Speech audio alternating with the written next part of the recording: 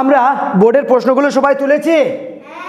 এই অঙ্কগুলো আজকে আমরা প্রথম থেকে সুন্দর করে বুঝে একটা একটা করে করব আমরা, ঠিক আছে?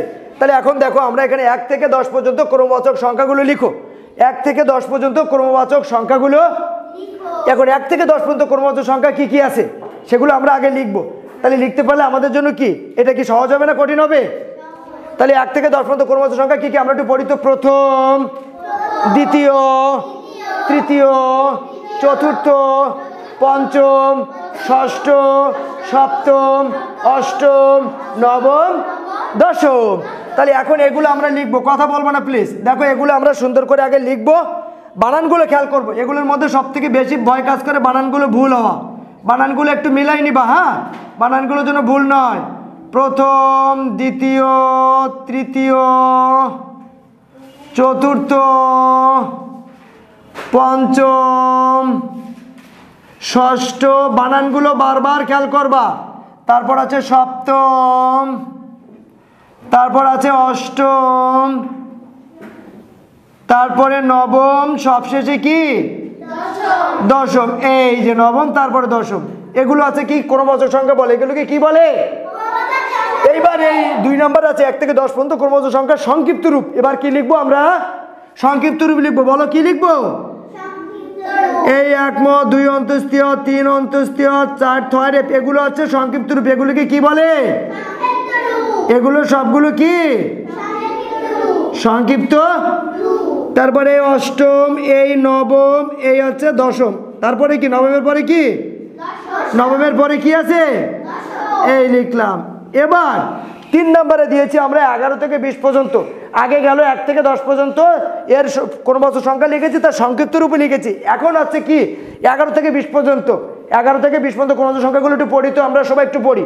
একাদশ, দ্বাদশ, ত্রয়োদশ, চতুর্দশ, পঞ্চদশ, ষোড়শ, সপ্তদশ, অষ্টাদশ, ঊনবিংশ এবং বিংশ।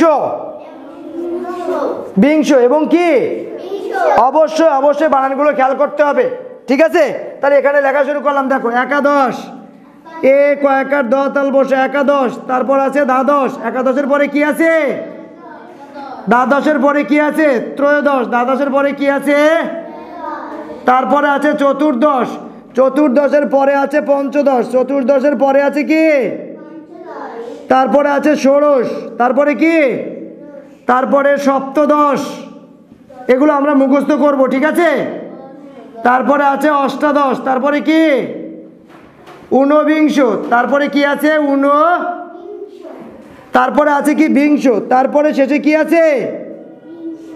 এবার এইগুলো সংক্ষিপ্ত রূপ। এই যে 11 থেকে 20 পর্যন্ত ক্রমবাচক সংখ্যা লিখেছি, এখন হচ্ছে সেগুলোর সংক্ষিপ্ত রূপ। কি লিখবো? সংক্ষিপ্ত রূপ। মজার বিষয় হচ্ছে এরপরে প্রত্যেকটা শেষে তালবস্য। শ শ। দেখো 1100, 1200, তারপর 1300, তারপর 1400, তারপরে কি 15। এই সংক্ষিপ্ত রূপগুলো মজা না? না মজা না?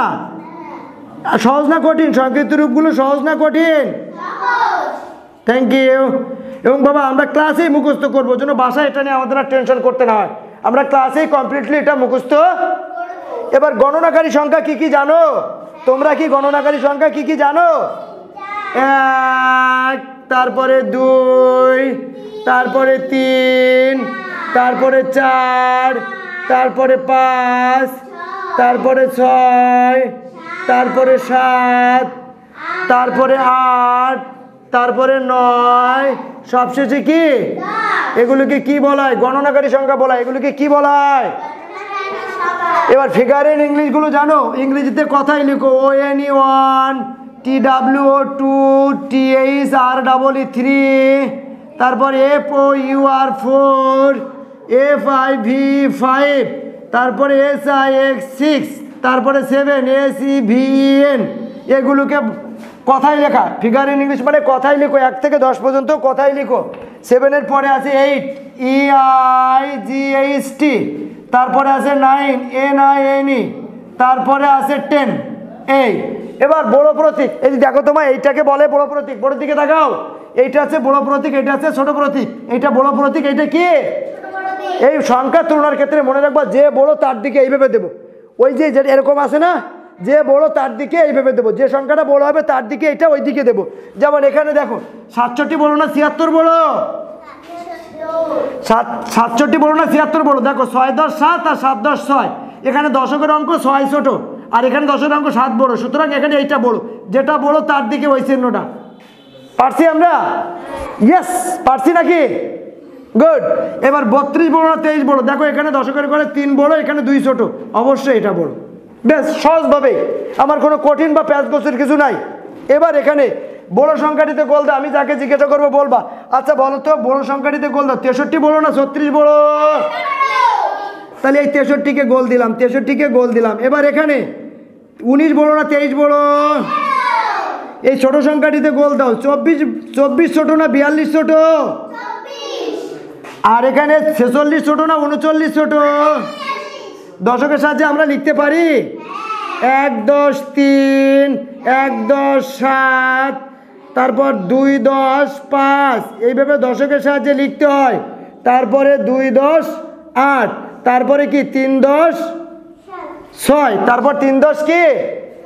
এইটা ছিল আমাদের আজকের ক্লাসের। আমরা কিন্তু প্রত্যেকটা জিনিস আমরা বুঝতে পেরেছি না পারিনি? আমরা ক্রমবর্ধমান সংখ্যাগুলো 1 থেকে 20 পর্যন্ত কিন্তু আজকে আমাদের ক্লাসে কমপ্লিট হয়ে গেছে। এটাকে আবার পড়ানো হবে, আবার দেখানো হবে। ওকে, সুন্দর করে লিখে ফেলাও। আর কালকে কিন্তু আমাদের বাংলা ক্লাস টেস্ট, সেটা রুটিনটা দিয়ে দেবো। আমাদের ক্লাসে টার্গেট থাকবে বাংলাটাও ক্লাসে কমপ্লিট করা, মুখস্থ করে যাওয়া, ইংরেজিটাও কমপ্লিট করা। বাসায় যেয়ে খালি এই টুকরোটা সুন্দর করে আসতে হবে। এটা কোনো কঠিন কাজ? এখন সবাই দ্রুত লিখে ফেলাও।